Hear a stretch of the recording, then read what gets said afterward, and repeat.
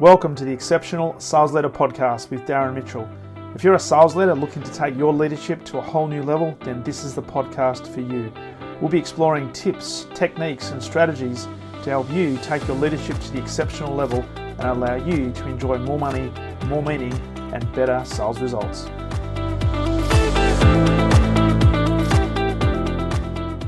Welcome back to the Exceptional Sales Leader Podcast, and it is my absolute pleasure to welcome a gentleman coming in from California.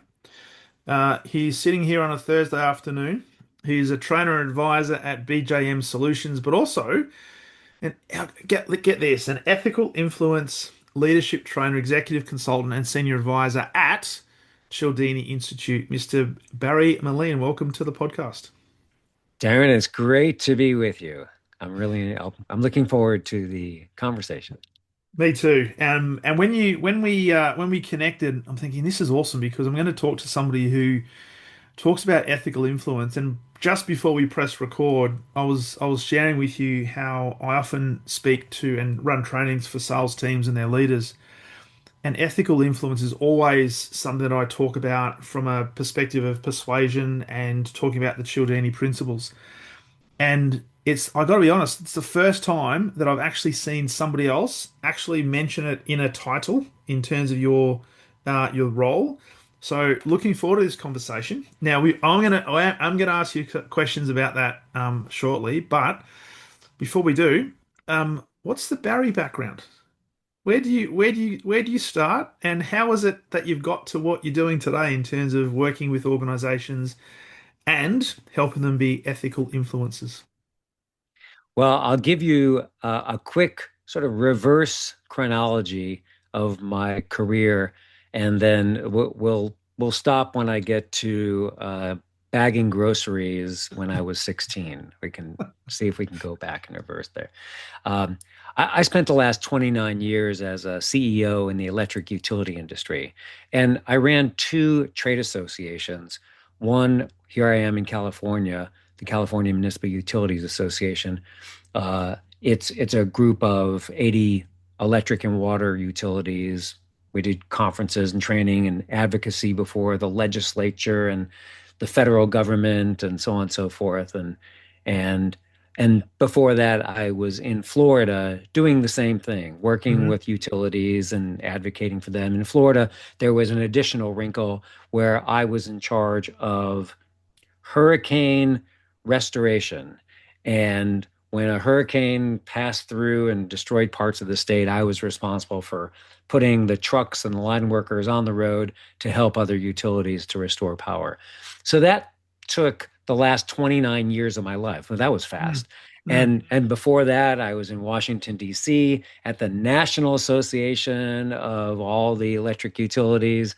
And then now we're, in my early 20s, and I was an energy consultant. So I worked in energy the majority of my life. There are two interesting wrinkles in my career. One is for 2 years, my wife and I went into the Peace Corps, which is a time over this 2-year span where we got off the career track and went to a third world country and helped them. And of course, what did I do? I worked in energy. I helped them build energy efficient wood burning cook stoves.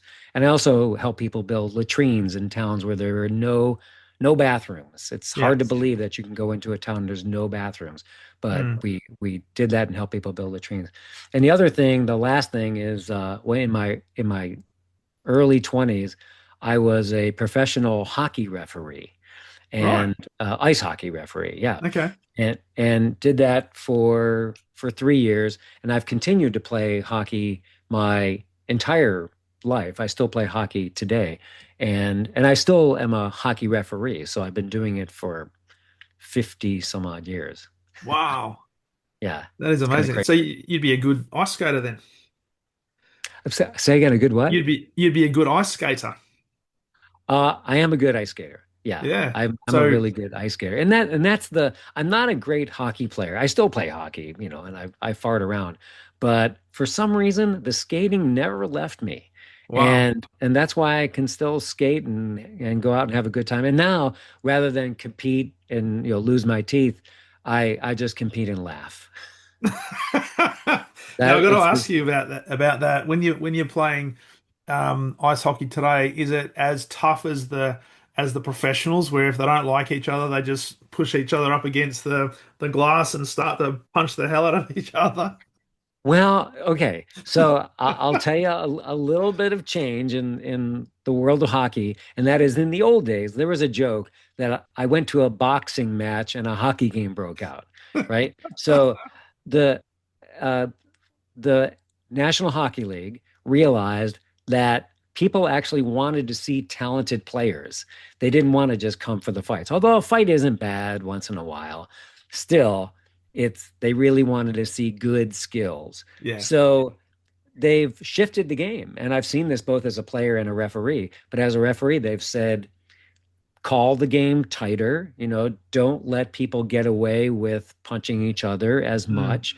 And it's been a shift in how the league responds to the teams and coaches, and they realize we make more money. It's an yeah. entertainment business. All sports are Yeah. entertainment.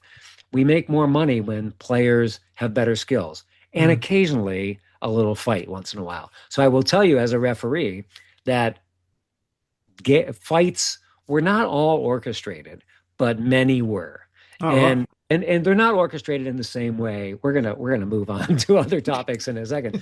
They're not orchestrated in the same way like WWE. Okay. Yeah. When Yeah. they're punching each other, they actually are punching each other. Mm, And you don't want to get in their way. And as a referee, you definitely don't want to get in their way.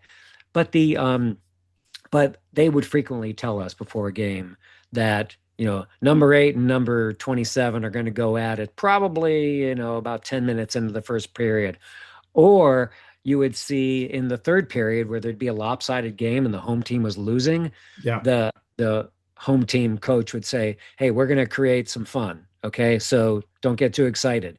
And they're trying to get the fans a little, Yeah. happy that they at least came to a game and saw some fights. Man.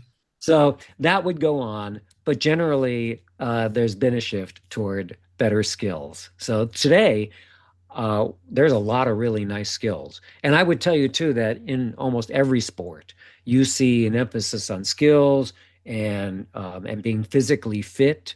Whereas in the old days, I wouldn't say this happened too much in hockey, but it would happen occasionally. But I know it happened in other sports where Yeah. players would play drunk All or right. high. Yeah. Yeah. Okay. And but today it's really hard Yeah. because they will skate right by you or run right by you in a sport, and then you won't be playing very much. So being Yeah. physically fit is more important today. And I guess in the professional realms or semi-professional, you've got the drug testing as well, so you can't afford to have any Yeah. substances, illicit substances in your system. Yeah. Otherwise, you'll be in all sorts of trouble. So Yeah. Barry, I'm But really interested one in. more thing I would Yeah, tell you that please. is that I learned some really important leadership skills when I was very young. So when I was in my 20s, my early 20s, I was responsible for a game. I was responsible for thousands of people in the crowd. I was responsible for the cameras and the commercials and all that stuff happening on time. And at 7:37, that puck had a drop. And I had to Mm, make sure that everybody was in place at that time to get things done. And when there was a commercial, I had to make sure that I was watching the timekeeper who would tell me, who had his hand up to say, we're still on commercial. And yeah. then when the hand goes down, now we can drop the puck. And all that stuff is part theater, but nevertheless, it taught me to be assertive. It taught Mm, me to be a better manager and a better leader. And when I got out of hockey and refereeing, still play hockey, but again, when I got out of refereeing professionally, I found it really easy in the business space to yeah. lead because it was just natural for me to step in and say, okay, what needs to get done? Mm. And people are like, whoa, you're assertive. It's like, well, I'm not being assertive. I'm just wondering what needs to get done. Let's get to it. Just And a natural thing for you. yeah, so it was interesting to have that experience when I was young. because I was going to ask you with that background as a professional referee and dealing in what would many consider to be a hostile environment, even though you've just said to me that some of those were theatre, some of those were staged and not like WWE, but you'd still have to manage a big group.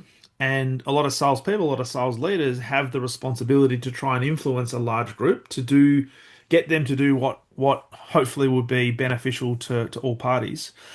If you look at your career and all the work you've done in utilities, was it a natural progression to move into what you're doing now under the guise of the ethical leadership and influence with Cialdini, or was it something that you just happened to come across? Like, and because I'm always interested in the catalyst, because everyone's got a story, and not everybody's story is a natural progression. But what is it from you as you look back now, doing what you're doing?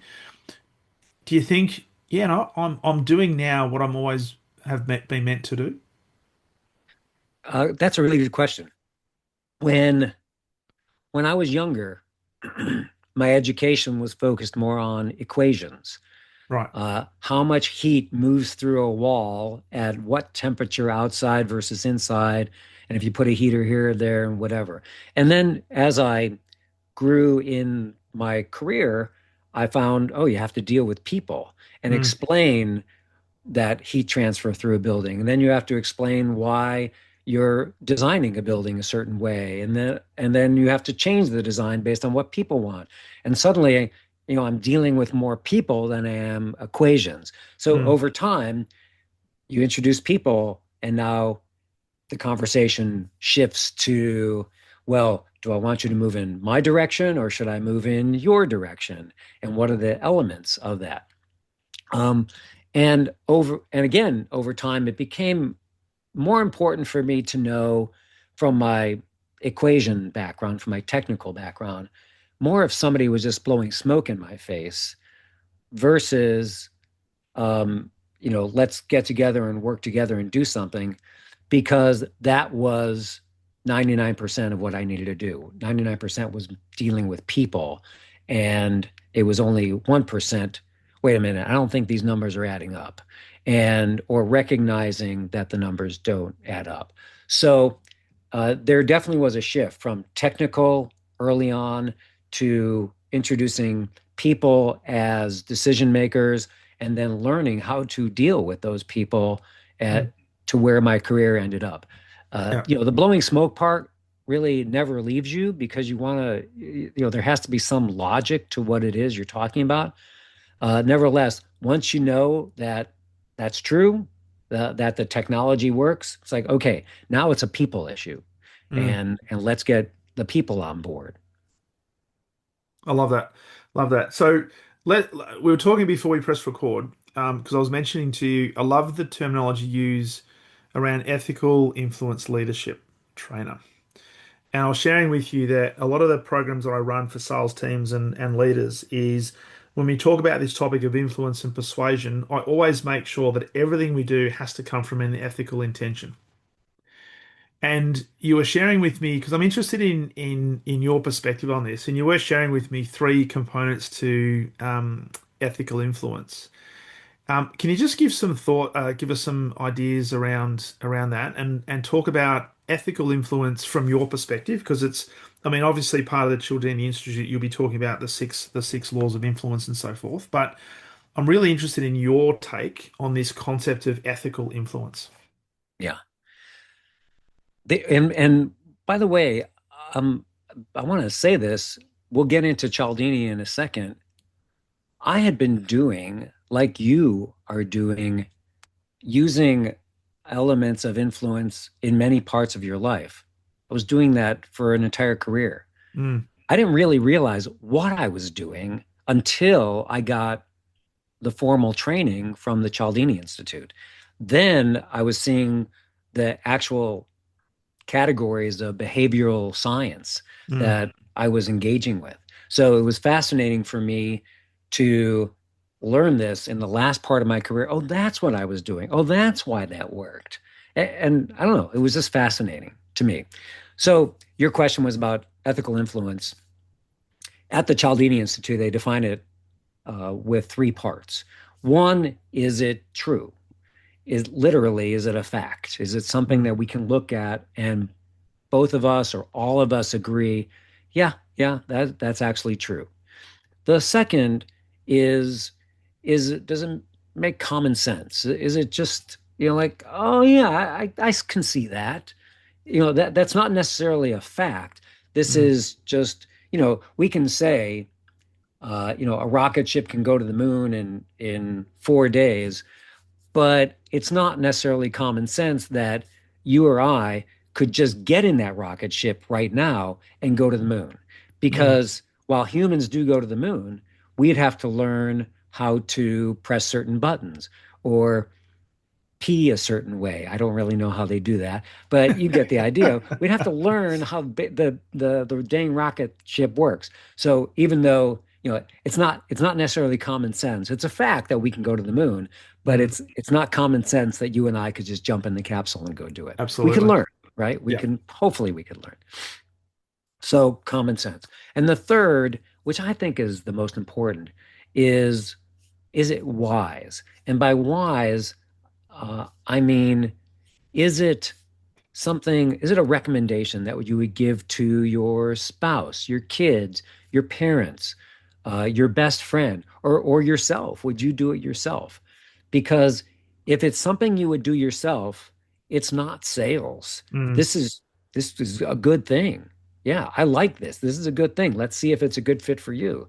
So when your influence is ethical and it meets those three elements, then we're just having a conversation to mm, see if this product or service fits well into your life because I'm convinced that it's a good thing. mm. I love that. And when we think about what sales is, we were talking about this before as well, is there's a lot of people who listen to this podcast who, yes, they carry a sales quota, but there's also lots of people listening to this to say, well, I actually don't have a sales target per se, but my job is to influence either internal or external stakeholders or a combination of both. So using these ethical principles is really important because at the end of the day, what we're trying to do is create mutual value for all parties that we can move either an economy, a business, an industry forward to create more opportunities. Now, that might sound altruistic, but it's actually true because if you look at history and all business is there to make a profit, but it's also there to create opportunities and long-standing sustainable success. So, in the work that you do, um, how challenging is it if an organization brings you in? How challenging is it for you to perhaps ethically influence a group of executives who perhaps don't have the history of being ethical influencers? How challenging is it? Is that what your question Yes. is? How challenging is it?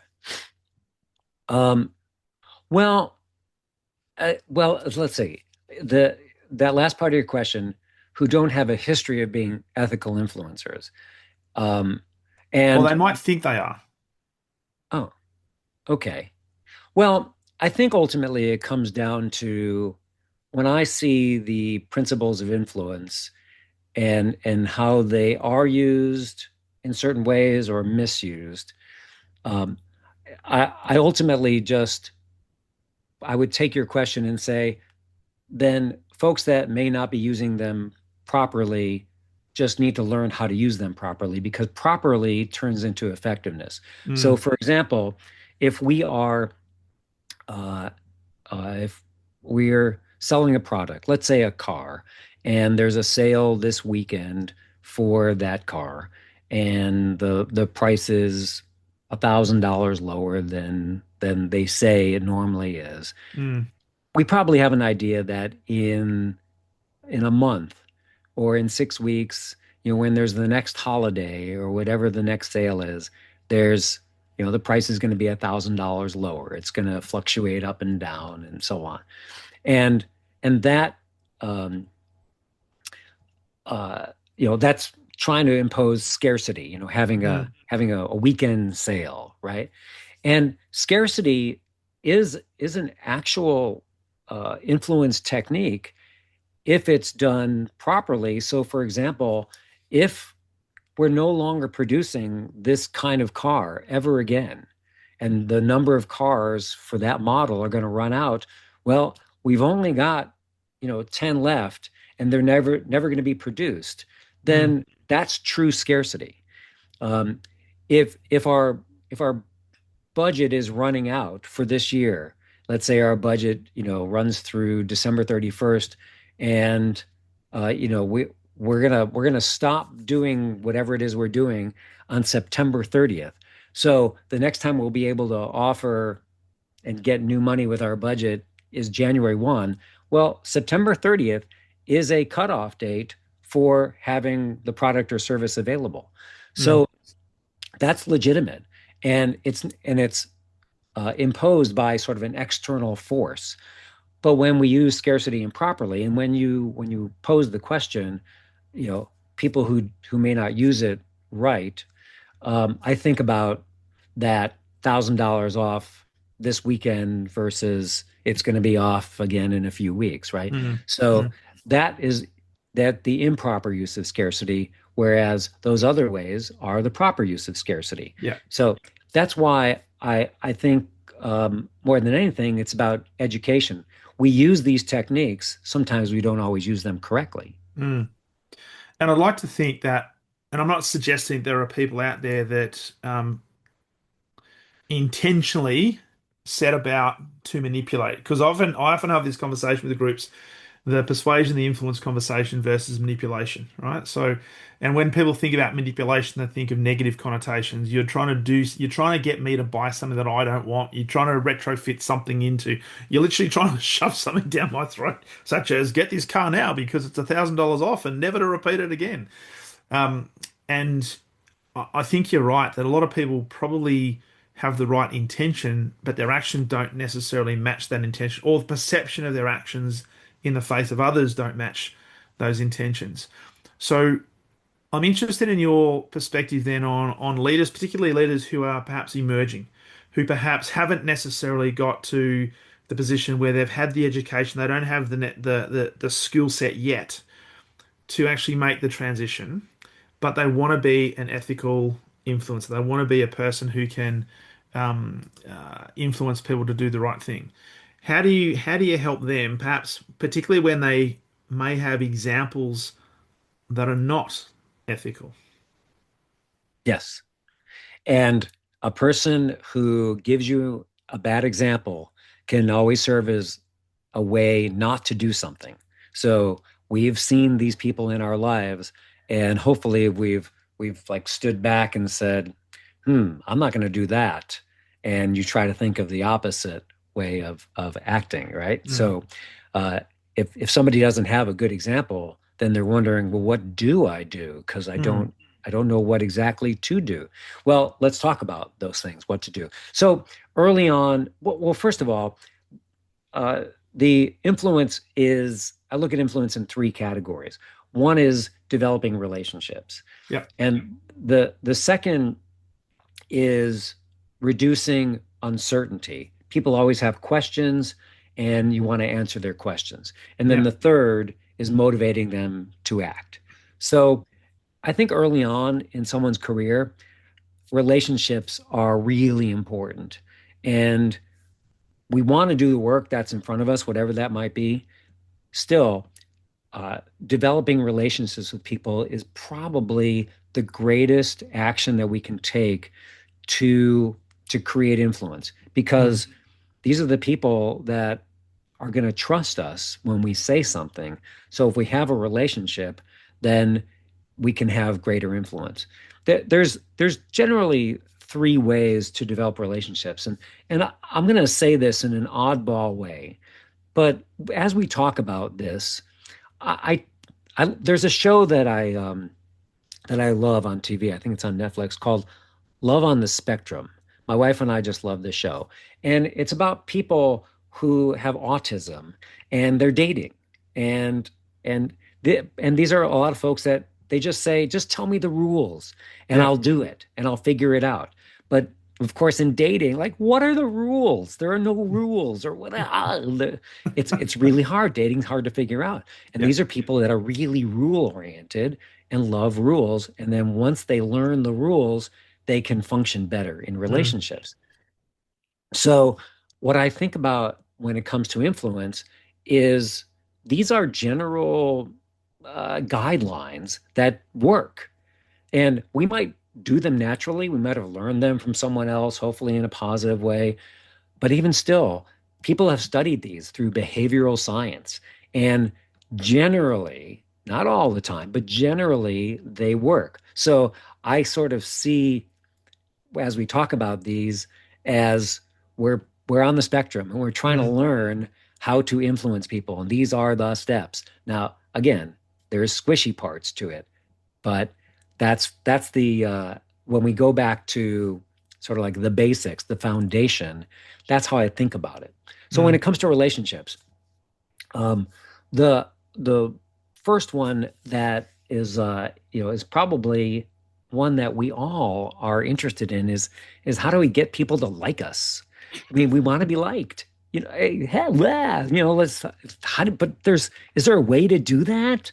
yeah. And it turns out one way to do it is not to try to get people to like us, not to be interesting. Let me tell you about all the things about my life. No, the way to do it is actually for me to be interested in you, Darren, for me to ask you questions about Mm, you. Now, a lot of salespeople know that, and in the process of doing that, try to find their hotspot. But when you do that intentionally, and when you do that sincerely, and sincerely is the key there, mm, people pick up on your vibe. And if you say, oh, you're a sailor and I'm a sailor, and it's like, hey, I'm a sailor too. And now we're both talking about sailing and sharing ideas about sailing. And and we're not talking about who likes each other or whatever. We're just talking about sailing. And I kind of like that guy because mm, we like talking about sailing. yeah. So that's the goal is to try to find something in common or at least be interested in someone else, not be interesting. Ultimately, Mm, again, they pick up on your vibe. And I think that's what we tend to think about liking the opposite way. Let me tell you all about me and how interesting and impressive I am when it's the other way around. Yeah, yeah. let me learn Yeah. about you. Yeah. And then at some point you're gonna think to yourself, I've been talking awful lot about me. I should ask Barry some questions. That's So right. that's how it kind of goes back and forth. Uh, I Another way to enhance relationships is through something called reciprocity, and Mm, that I equate to karma. Put goodness out into the world. Do good deeds. Keep mm, doing good deeds. But there is one really important element. You need to expect something in return. mm, However, you don't know when it's going to come. It is going to come. That's what karma's about. yeah. So put goodness out there. Keep doing good deeds. Keep being a good person, whatever that might be. There in business there's some basic things that businesses do regularly which create reciprocity. And one of them is a free sample. Somebody comes Mm, into a chocolate shop and it's hard to walk out of there without getting a free sample. And yeah. there's a reason why. It's because it works. It Mm, really works to sell more chocolate. Even if you don't like the chocolate that somebody gave you, you feel like, well, they gave me something. I ought to buy, some chocolate here. and give it It's away. yeah, it's just kind of natural. Um, and those kind of things happen. I was at the farmers market the other day, and they were giving out cut fruit, oranges and apples, and they had all these things. And this is interesting. Uh, they they had sort of bins of stuff you could just grab onto and taste. And I asked the guy who was giving out pieces of fruit. It was like physically, people were walking by. Mm, And I said, do you notice a difference in the number of people that buy your fruit when you give it out versus they walking over there and just taking a piece themselves? And he was ready. I didn't believe it. He said, it's huge. It's huge. It's like when I give people a piece of orange and they like it, they immediately come in and buy it. yeah. But when they walk over there, they're like, well, nobody's giving it to me. So I don't know, maybe I'll take it. Maybe I'm just, filling my tummy. Yeah. Um, and so when a person gives you something, you create that reciprocity. Mm, And the last one, a really powerful one, huge. We talked about that sailing example, unity. mm, If we both like the same sports team, then we are buds. yeah. We are on the same team. It's huge. Mm, And have you ever been to another country and you've met somebody from the same city? Have you ever done that? yeah, absolutely. Yep. Yeah. Isn't it cool? And then you immediately start talking and like, where do you live? Oh, that's so cool. Yeah. Yeah. And you're friends right away. Yeah. You've Yeah. got a You've got something in relationship. common. Absolutely. Yeah, that Yeah. that's unity. And Yeah. I'll tell you about this one study, and then I'll shut up, which is uh, researchers put jerseys of two rival teams into a vat of smelly substance, okay? And then they let them dry, and both jerseys smelled the exact same way, just not good. Okay? And then they gave subjects from each of those cities. They and they said, here's your home team and here's your rival. Now, tell us about the smells. And the home team smelled, not so good, but it wasn't that bad. And Yeah. the rival smelled terrible. So we don't even experience the world the same way when it comes to unity. When we have a relationship with somebody, there's something else that goes Mm, on in our brain, in our gut, where we really like that person, and it goes beyond what's written on paper. yeah. We feel it in our bones. Mm. So unity is very powerful. So that's why it's important to try to find something legitimate that we have in common. And with Develop that, it. as you're just talking, I was thinking that people often say love is blind, for example, and you might have examples in business where there's a positive confirmation bias where maybe we overlook certain things because we've got that unity, that commonality, that we perhaps don't see things that others potentially see because those people don't have the connection, don't have the unity with that individual. So it can be powerful, very powerful. Yeah. Hey, there was a thing that I learned when I was in hockey referee training camp back in Toronto, and that is referees need to always make friends with the goalie. So early on, you're always around the goalie a lot because the play stops and you're near the goalie. Talk to the goalie, say, "Hey, great save, man," or whatever it is, or your D's not really you're performing for you. Come on, whatever it is. You have a little private conversations with the goalie here and there, because the goalie is a goat Mm, like I don't mean that greatest of all time, yeah. like the referee. People are always pointing at the referee, you dirty bum, and when the goalie lets in a goal, you dirty bum, right? So we Yeah. had that same experience, Mm. and so if people get mad at the referee, you want the goalie on your side to say to their team, "Hey, hey, back off. It's okay. Yeah, don't worry about it." Because so that you make a friend on the ice. So every game, I'm out there making friends with the goalie before the game. Yeah, Before the game. Love before the game. Yeah, even when I'm like checking the it. nets, to see if there's any hole in the nets, and you're Yeah. talking to the goalie, like, "Hey, how's it going? Yeah, I saw your record. You're doing really well." Yeah. Anyway. Sensational. Sensational. So Barry, a couple of areas I'd love to explore with you. First one is some daily habits. So people listening to this, perhaps they're new into leadership, or perhaps they're not extracting the potential of their leadership they would have hoped. Some habits that leaders can implement that can help them to stand out and help to promote or inspire a high-performing team. Um, what are your thoughts? Number one is raise your hand and volunteer for stuff.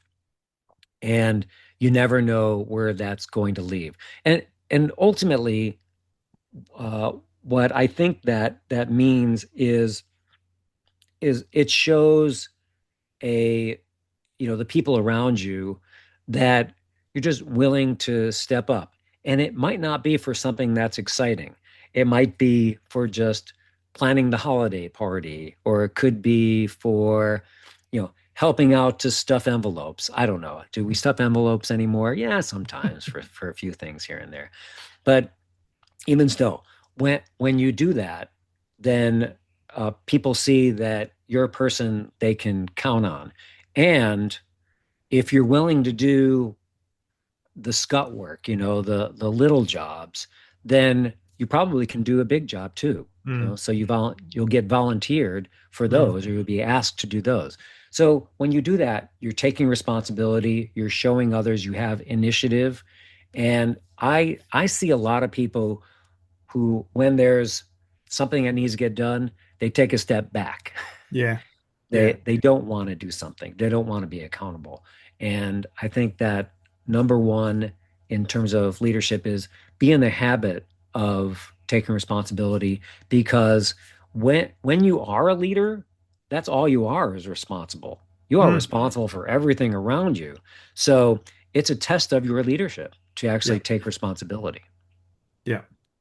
I love that because it's I was just thinking as you're talking, I'm part of a local sporting club and trying to get volunteers to help the team each week is sometimes like trying to pull teeth because A, people don't want to get involved because they don't want to commit too much, and or B, they think, nah, they've got good people doing it. I don't want to step on their toes, so I'm not going to put my hand up. And here we are saying, just help us because it's a great way to get involved. And when you do get involved, you find that, you know what, it's a good environment, and all it means is one person does a little bit. It means that there's less left for the few to do. Exactly. Yeah. Mm. Yeah. So So that's a big one. Yeah. what and apart from volunteering, so if there's an emerging leader that's trying to stand out, so yes, put your hand up, yes, volunteer, and I would say volunteer in terms of put yourself into environments that are foreign, so you can learn and stretch.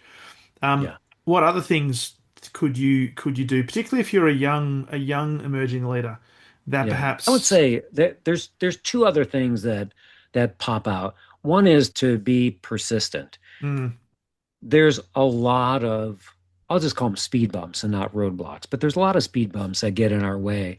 Sometimes we, well, we're told no, in a sales experience, or not yet, you're not ready for that promotion, whatever it might be. And we have to get over that and continue down the road and continue to perform. It can be depressing mm, to when you're told no. It's not that, use the statistic of, well, I was told no. I'm going to be told 19 no's for every yes, so I've got to, count my number of no's. It's not that. Is that it really can get you down. yeah, Still, I think success belongs to the persistent. mm, And even when it comes to, particularly in sales, no doesn't necessarily mean no. It just means not now. mm, And people may not understand the value right now, but things will evolve. mm, Their knowledge will change. And at some point, they may say, oh, I need this. Or they might move to another job and mm, say, oh, I need you. So it's really important to be persistent. I have found that persistence is one of the uh, one of the elements of my success, is that I've stuck around and just kept coming back and kept coming back. mm, And the only time that I would, sort of do an about face is when someone said, no, never. We are never going to do this. And here's why. It's like, yeah, okay, that I can deal with. yeah, But, you know, don't take rejection as a no. Just take it as a temporary pause. And then I think related to that is having a growth mindset, mm, meaning the world is going to change. The world's changing now. Obviously, it's changing in a big way, and we're learning this in with AI. There's a lot of change going on. And there are a lot of people that have a fixed mindset. They went to yes, school, they went to college, they've gotten training at work, and they are stuck where they are with their systems that they have, and they're uncomfortable learning more. mm, And if you are a student of the world, of what's going on, and are incorporating ideas into what you do, it's not making 100% shift constantly, every other day. It's just learning what's out there and saying, huh, let me try a little bit of that. Because mm, learning puts you in a very vulnerable state because you have to say, geez, I don't know this. I feel really dumb. But once you learn it, and usually it's fast, and you're like, oh, that was easy. Huh. Let me Yeah. try that. Oh, whoa, let me look at that. And so having a growth mindset um, opens you up to ideas everywhere. I love going into Starbucks. Whether or not I like the coffee is not important. I figure that Starbucks is training their people and spending millions and millions of dollars on how to get all the money they possibly can out of me. So I Mm, watch very carefully what their baristas do. And, in terms of writing my name, your name is your favorite word, right? Writing my that's name on it. a cup, calling out my name, talking with me, all the things that they do I try to use in other parts of my life because I figure that's got to be among the best. Mm. So growth mindset, I think, is a really valuable skill to have. I love that. It's such an important thing, and particularly for leaders who are going to be challenged pretty much every day from all angles. If you don't have a growth mindset, and if you don't have that persistence, and you don't put your hand up and take responsibility, I would say your tenure as a leader, particularly as a sales leader, will be very, very short-lived. Um, Absolutely. Now, I'm conscious of time as well, Barry. So I wanted to ask you, given all the macroeconomic stuff that's happening in the world, and given a lot of the examples that we see of leaders, right? I'm not going to identify individuals, but we see it all the time, whether it be in business, whether it be in government, whether it be in entertainment. Not great role models to follow. So when you're working with teams and you're talking about this concept of ethical influence. How challenging is it to influence ethically a group? Maybe it's a CEO, a group of CEOs, maybe it's some emerging leaders to encourage them to do the things we've spoken about today, to be persistent, to understand the no's, to have the growth mindset, where all they see, or the vast majority of what they see, is examples that depict the complete opposite of that, where they say, it's all about me. You got to do this. It's not ethical influence. It's almost manipulation. It's forced persuasion.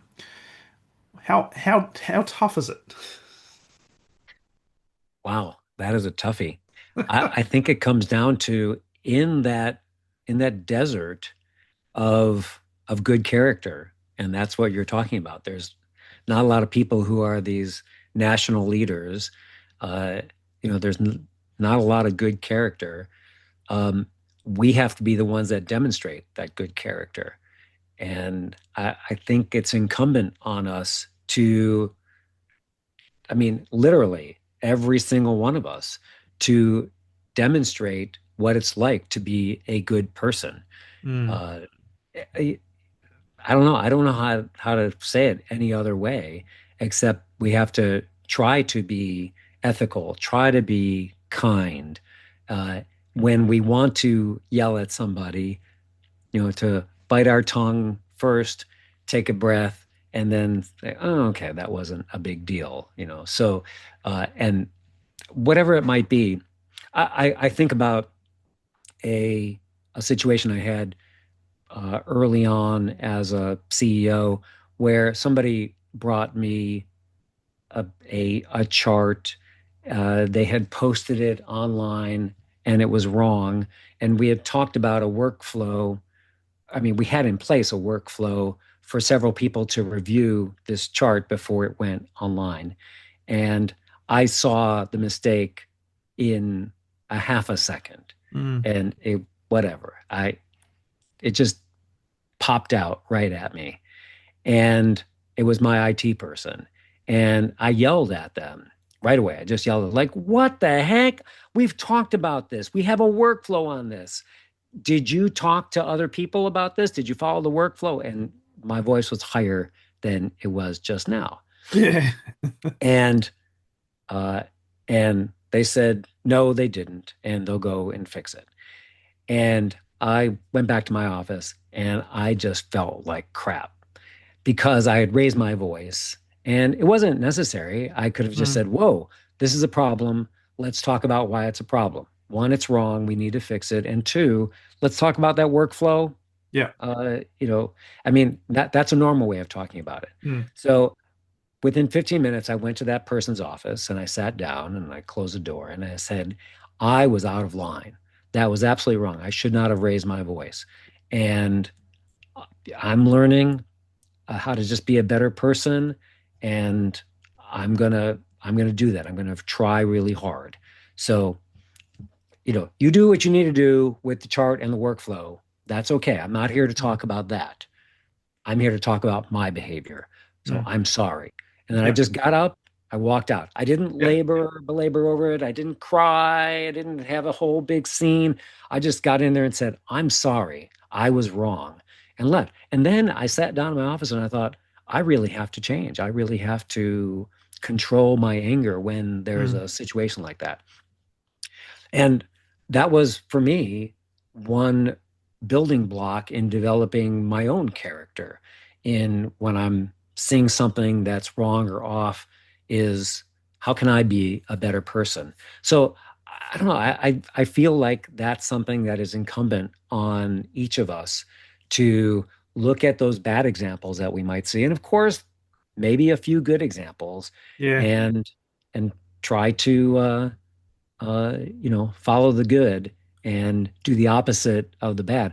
Every time that I have an opportunity to hold a door for somebody open, not just a person of the opposite sex, but might Yeah. be for a whole family or a whole crowd of people, I always Mm. think about my brother-in-law who did that from when I was a kid at 10 years old and he was dating my sister who was 16. He always had good manners and he Mm. always held the door for people. And I Yeah. watched him do that time and time and time again. And when I do it, I think of him because he set a good example for me. So, Yeah. let's look for those good examples around us. I love that. It's role modeling, and what comes out for me is you take responsibility. So you didn't have to go back and apologize for your behavior, but that's a mark of good character and a level of self-awareness to say, you know what, that didn't go the way I wanted it to. I'm going to take responsibility for that. And there still is a challenge. We need to talk through the challenge, but we'll find a way through it together, rather than you taking the high road and pointing your finger and blaming, because that doesn't help anybody, right? So it's a great way to end the podcast, Barry, because it's about role modeling, and John Maxwell always used to say, keep saying that your team won't necessarily do all the things you tell them, but they'll certainly do all the things you show them. That is true. Thank you, Darren. So, for people who would like to learn more about you and what you're doing and certainly connect with you, where's the best place for them to do that? Best way is at barrymoline.com. And Okay. you can always send me an email too at barrymoline@gmail.com. But take a look at Awesome. my website. I'm easy to find. Perfect. And if it's okay with you, I might put your LinkedIn handle on as well for people who use LinkedIn. Is that okay? That would be great. I'm on LinkedIn regularly. Yeah. Perfect. Awesome. Well, it's been an absolute pleasure having you on the podcast. Thank you so much, and keep up the great work as an ethical influence leadership trainer, advisor, consultant, all round good person. Thanks, Barry. It's been a pleasure. Thank you, Darren.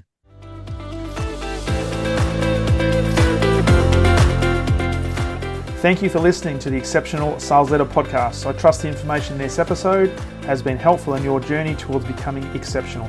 And remember, please take the time to rate the show, subscribe to the show so other people can find it. But also, if I can help you, jump on my calendar, go to leadwithdarren.com, and let's have a conversation about how I can help you along your journey to being exceptional.